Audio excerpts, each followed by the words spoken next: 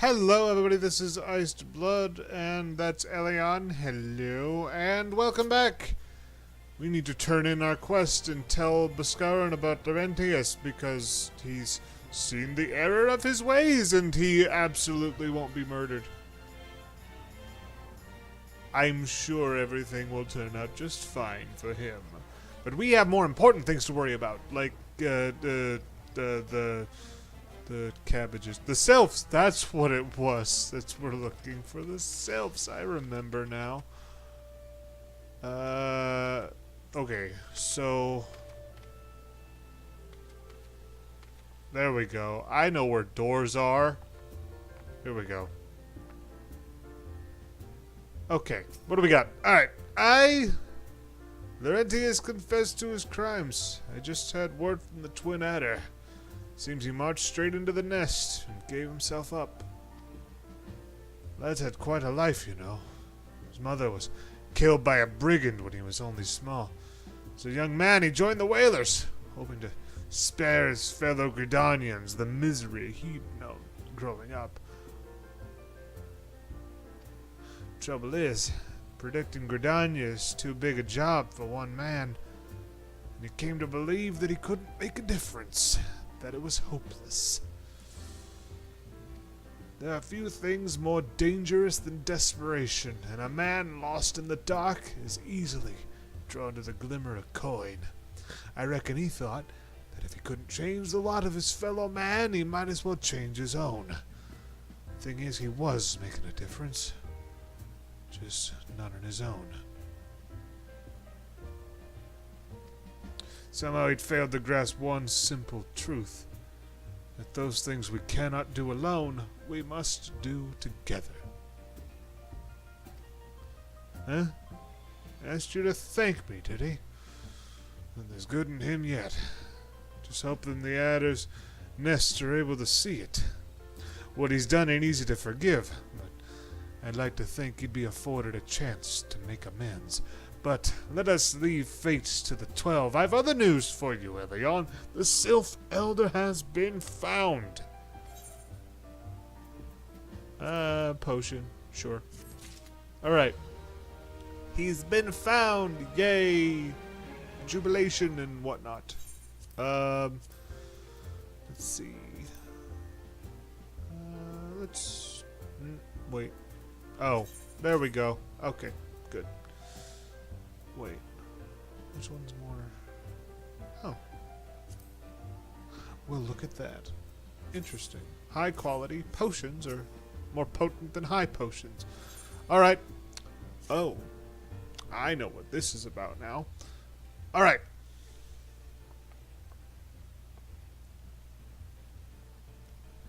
It's taken us a fair old while, but we finally got our hands on some reliable information concerning the whereabouts of your missing green friend. His name is Phrixio, and he is the eldest amongst the sylphs of Little Solace. Long has he represented his kind in dialogue with the Gridanians. Yes, he's like a bridge between us and them, a small leafy green bridge that we can't find at the moment, and bridges are of no use if you don't know where they are. That's why it's so important that we find him. Sure. There's an abandoned dungeon called the Thousand Maws of Toto-Rak here in the South Shroud. 'Twas by the entrance to the place that Phrixio was seen, and not long ago, neither. If you hurry, I reckon you'll find him. Walking ones, please help this poor one. This one needs help. Needs help to help Elder One. Poor Phrixio. Poor Phrixio. Whoa, whoa, whoa. Hold your chocobos. Take a deep breath and tell us what's wrong. Nice and slow. Elder One went into Toto-Rak, but has not returned. This one is worried. So very worried. And you're right to be. The place fair crawls with nasties, waiting to make a meal of anyone daft enough to wander in. What in the seven hells was he thinking entering that bloody death trap? Elder One had no choice. Imperial ones were chasing Elder One. Please, walking ones must help Elder One. Help Elder One now. The fates conspire against us. Forgive my pragmatism, but Phrixio is our best hope of reaching an accord with the sylphs. Were we to lose him, all our efforts thus far will have been for naught. I will tend to her wounds. Ida, make haste to the adder's nest and request assistance. Understood.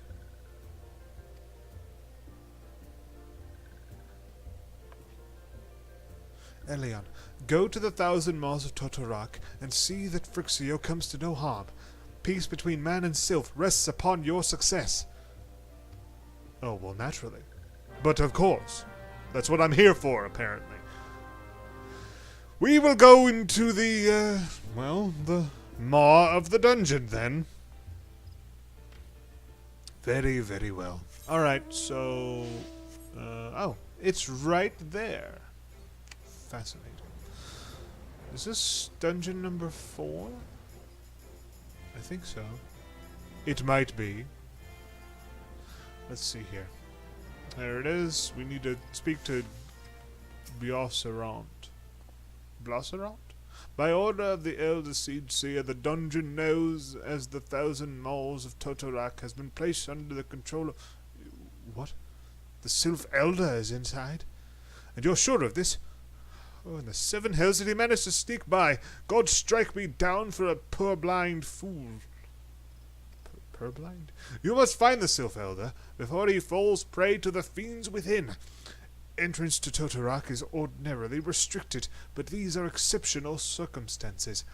Pray assemble the rescue party and enter as soon as you're ready. Alright. So we will be using the duty finder to enter our next dungeon. So let's see here.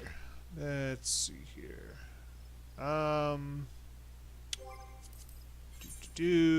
is all very important for random reasons. Okay, what about...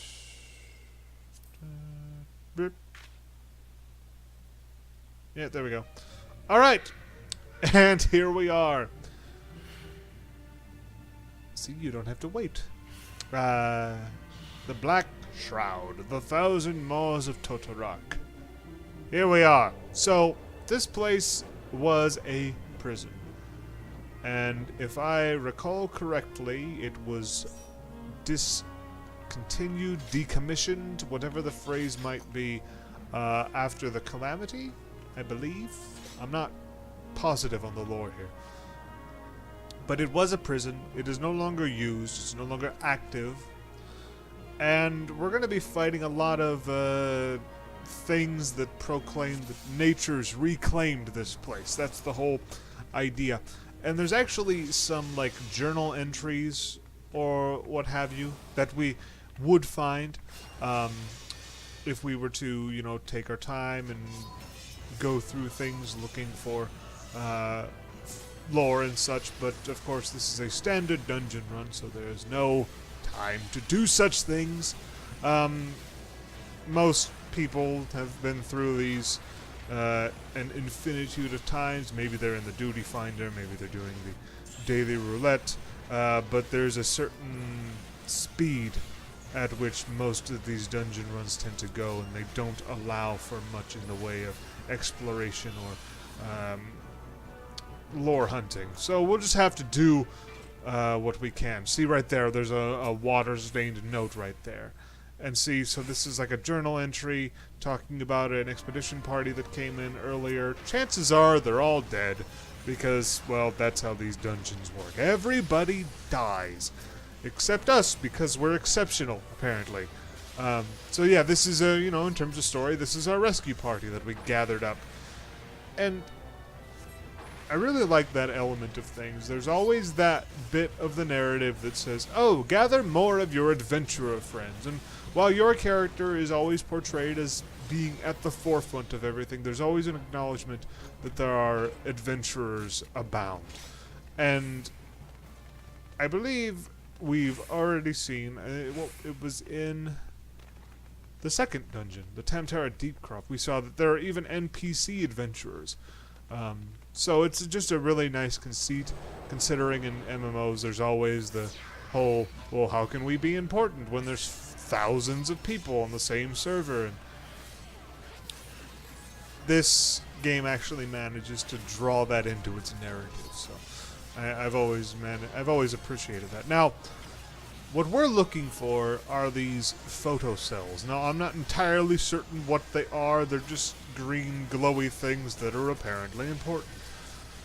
For the most part, there doesn't really seem to be much in the way of a long-standing narrative in a lot of these dungeons. It's just, okay, here's a bunch of monsters, here's an interesting set piece, here's 3 bosses, go kill everything. And be done with it, and then you're finished and everything is happy, and everybody can, celebrate. Yay, you've conquered this ancient thing that nobody knows about because we're too scared to go into it ourselves, because this is not under the purview of the military organizations that we've recently reinstated. I don't understand how that works, but whatever. It's fine. Most of the long-standing narrative, most of the interweaving plot lines and the political meanderings and whatnot, that all happens through the quests and the cutscenes and all that. The dungeons are just kind of there as... I don't know if I'd necessarily say it's just a conceit to how the genre's built, that we all need... there's always a need for dungeons, there's always a need for group content. I mean, granted, it's an MMORPG, they're massive, there's always, again, at least, a few hundred, if not 1,000 or 2,000 people on a given server. So there needs to be something that those players can do together. I understand that. But one of the things that I really can't help but appreciate here is, while there is a fair amount of group content that is necessary for the game to work properly, because you can't just skip these dungeons, they're part of the narrative. If you want to beat the main storyline and unlock everything, then you have to do it.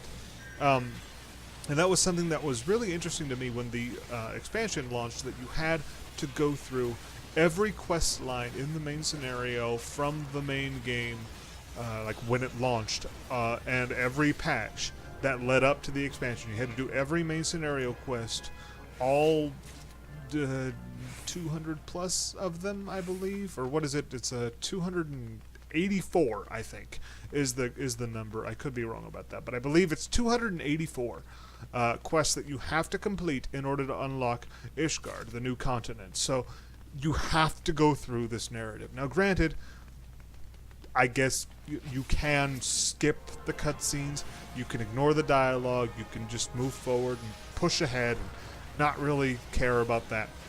But I feel like that's a big thing that would be missing from an experience like this. This is Final Fantasy. Narrative has always been at the forefront of this franchise. Say what you want about the quality of various narratives. I know a lot of them, especially in the modern era, are very divisive. 8 and 13, I recall, as 2 shining examples of derision online.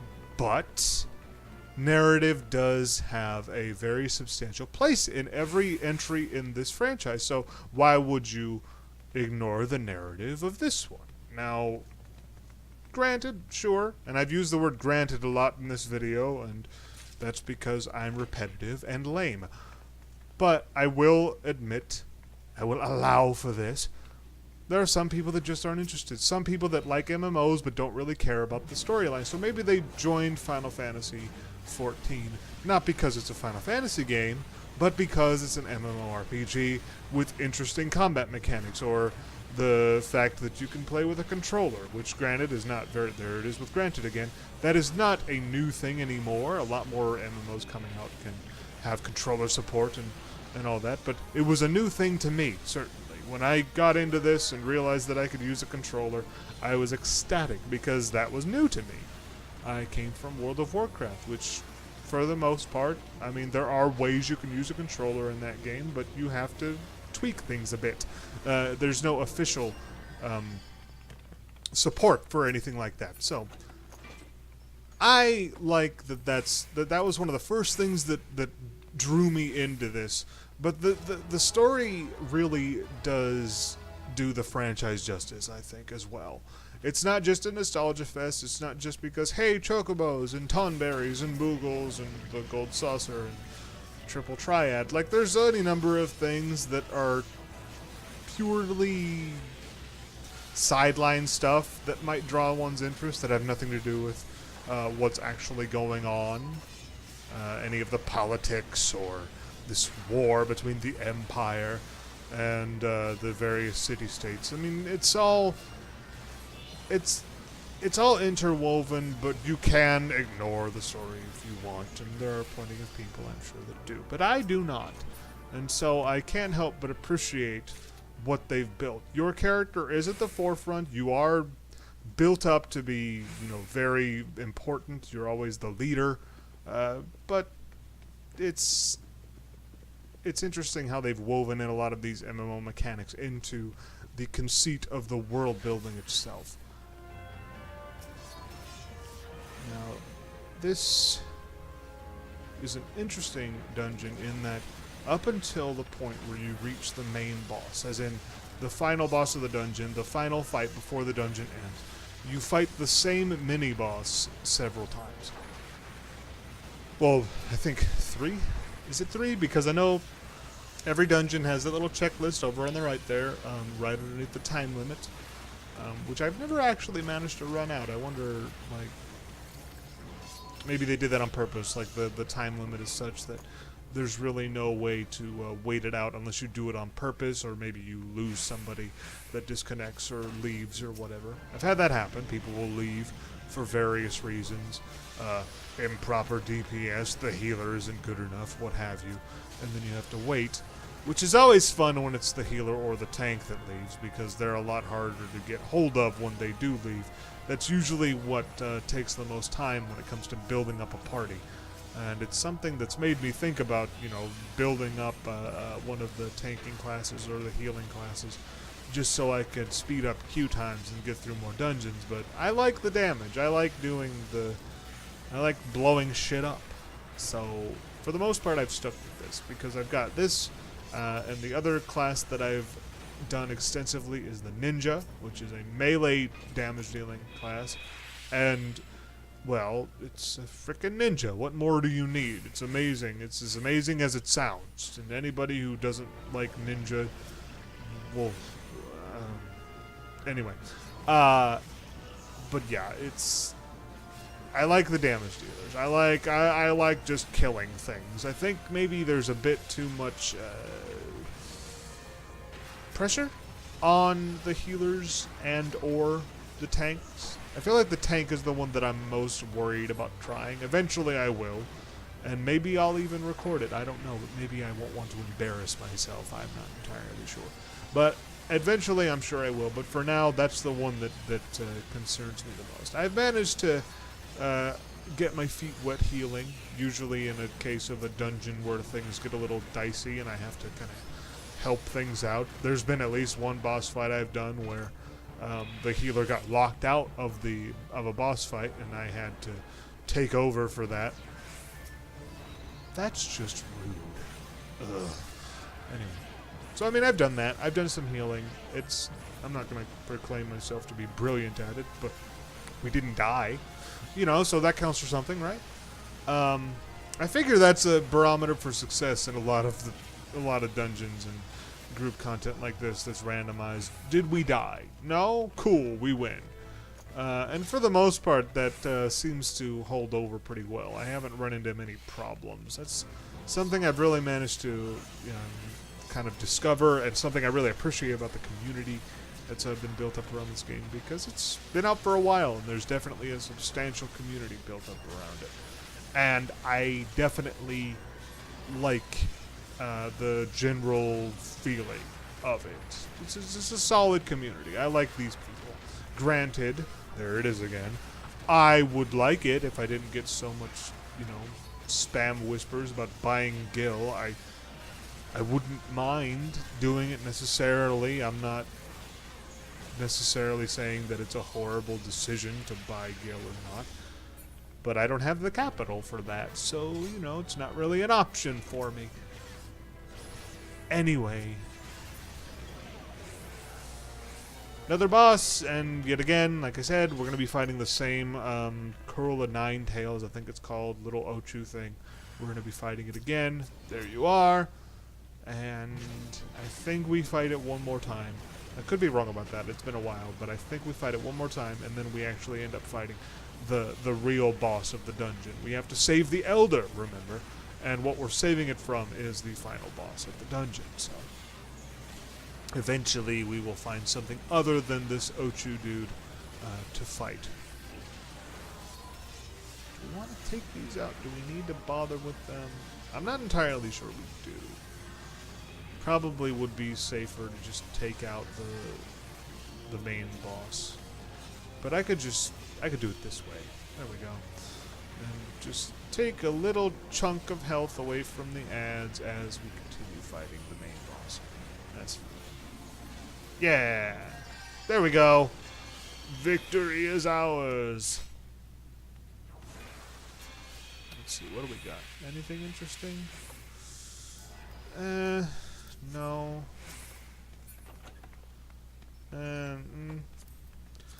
So, generally speaking, anything that you cannot currently use, I would personally recommend using the greed option.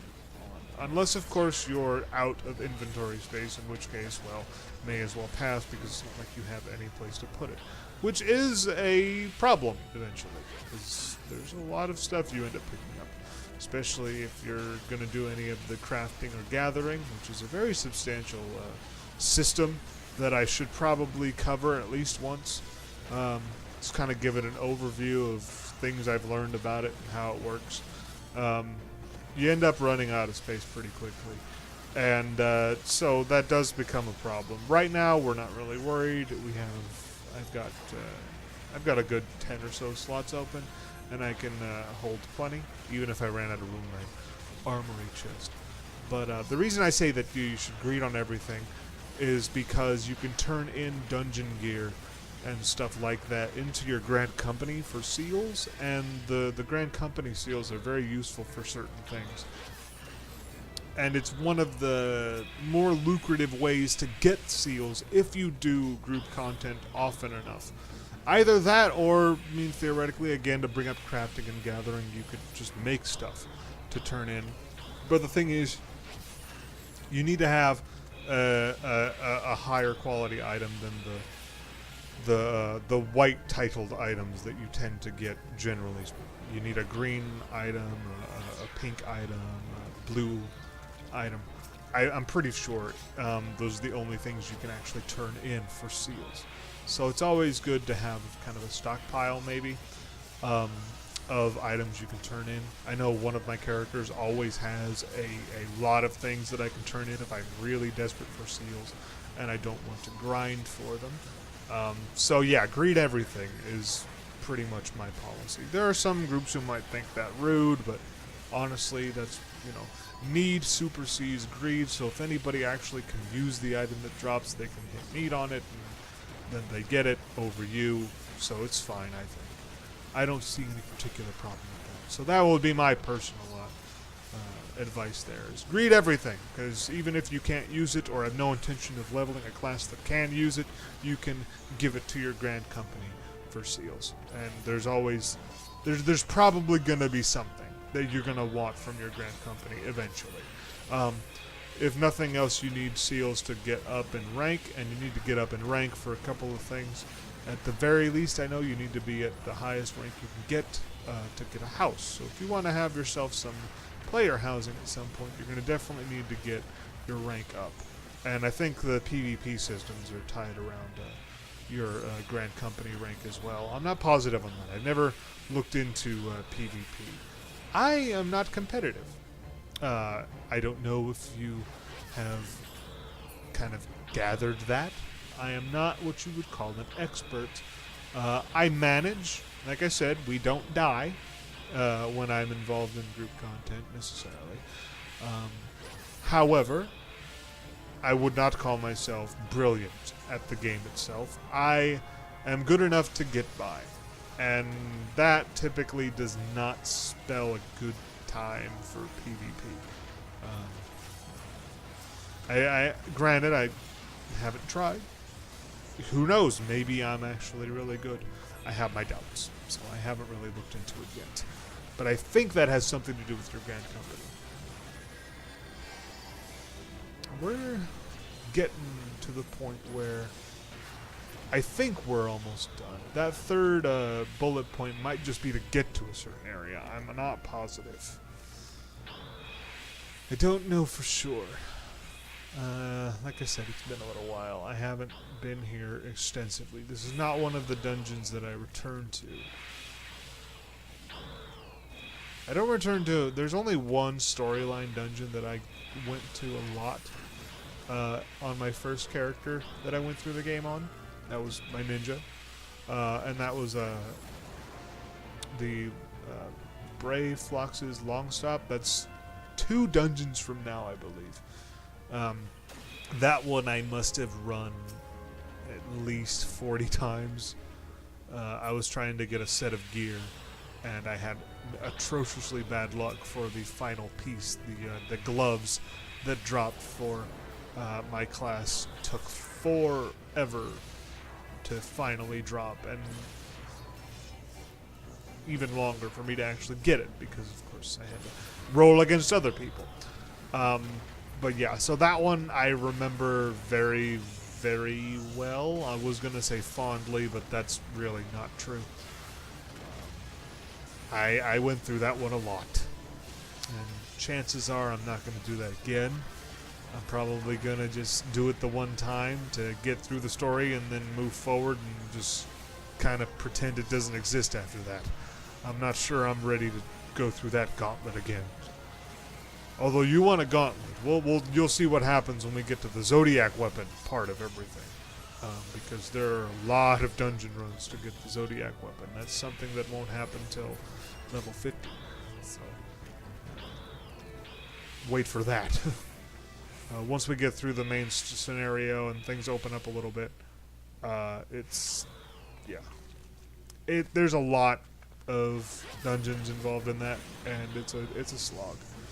I probably won't record everything that has to be done in order to get the Zodiac weapon, but I will definitely be going through it because I really like the way that it's done. It's exhausting, so you know, and especially with Heavensward being out for a substantial amount of time, and there's a lot of different gear and stuff that you can get hold of. It really isn't important to do anymore. It really isn't. So chances are you can just ignore it. I don't, because I'm weird. Now, there was a pretty substantial cutscene for this that I ended up having to not view because, well, the dungeon was moving forward. My party members were fighting, and well, we had to skip it. But suffice to say, if you can, if you're going through this, a brand new player, you're going through this for the first time, and you have the option of viewing the cutscenes in dungeons, I would definitely recommend doing so,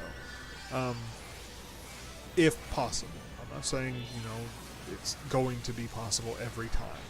It's not. But if you can, you should try for it, because there's certain things that you're only going to see the one time. And I definitely would not say that, for the sake of expedience in your group, to just skip over them. Don't. Because usually, I say this without much understanding, because I'm not, I haven't really experienced this for the most part, but I would like to think that people would be understanding of you wanting to see your cutscenes.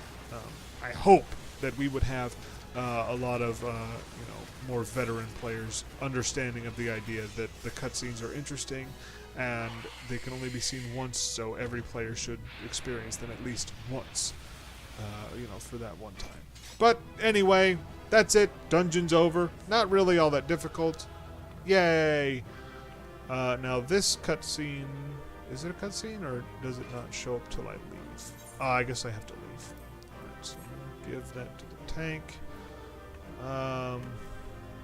Nah, we're not using it. Don't really necessarily need it, so I'll just read on it. Let's see. We'll do the thing. We will salute our fellows, by which I mean the monk, because they're the only one left. But there we go. We're done. Yay! Ellion got a player commendation. And I think now. Aha! Here we go. Ooh. Wow. Finally, fresh air. Maybe not so fresh, but better than before. Sinister one is gone. This one can leave this awful place.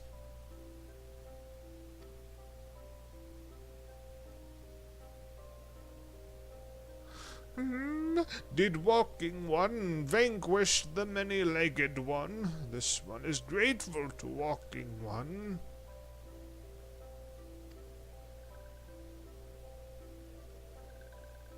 This one is cold Fixio, eldest of these ones of little solace.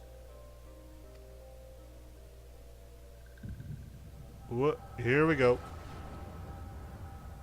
Plot dream.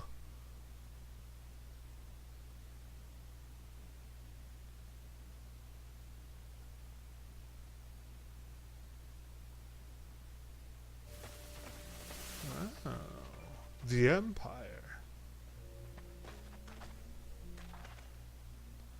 Alpha Squad reporting, sir. Nothing of note at logs call, sir. Understood. Return to Area 12. Damn it all. Where is that accursed Acorn hiding?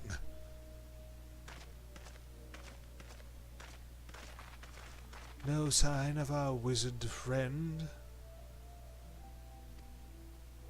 I'm afraid not, my lord.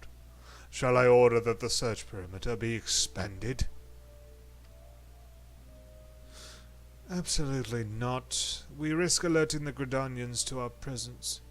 His Excellency bid us avoid unnecessary confrontation. Loath though I am to admit it, I found no evidence to suggest that Ramu will be gracing the mortal realm in the near future. I ask you, what good is a god who does not grant one's wishes? Were I a sylph, I should strongly consider finding myself another idol. Which reminds me, what of the sylphs we captured? A handful of them seemed to be in reasonably good health when last I looked. Apologies, my lord. I fear we may have been overzealous in our efforts to compel them to summon their Acorn. Really, Centurion, were you not aware that vegetables bruise easily?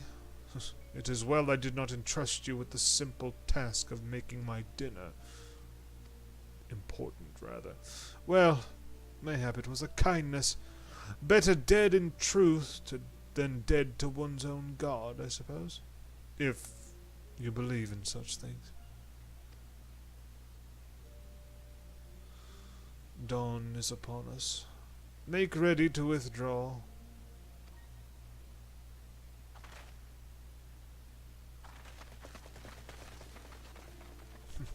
Useless.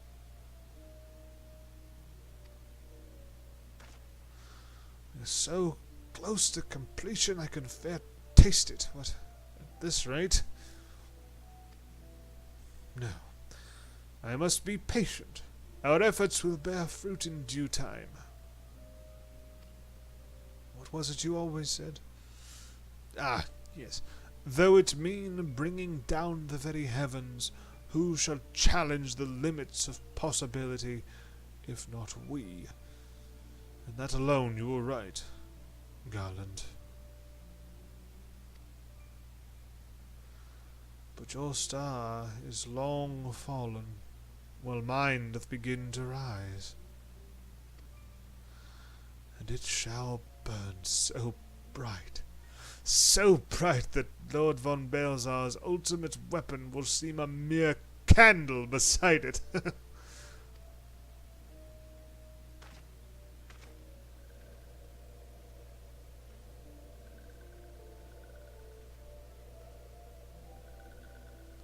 These walking ones did for Noxia, this one is sure of it. This one fears that other taken ones also suffered the same fate. This one is convinced. Walking ones have black hearts. Seek only to harm these ones. Walking ones are not to be trusted. Now, Noraxia, do not pass judgment too hastily. Not all walking ones are alike. Though there are evil ones among the walking ones, there are good ones also. Well, that's nice. Like me, an avatar of pure destruction. Does walking one feel unwell?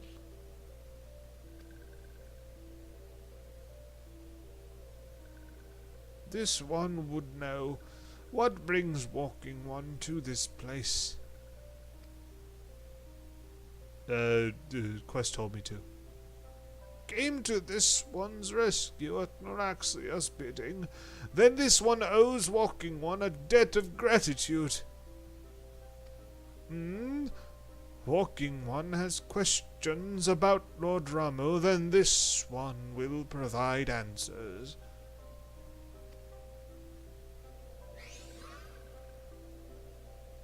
But first, let these ones quit this lightless place. This one will return to Little Solace. When walking one is ready, please come see this one. These ones may speak properly then. Alright then. Then it is settled. Let this one accompany walking one outside. Alright then, well, that will end it for this video, and I'll see you next time. Bye-bye.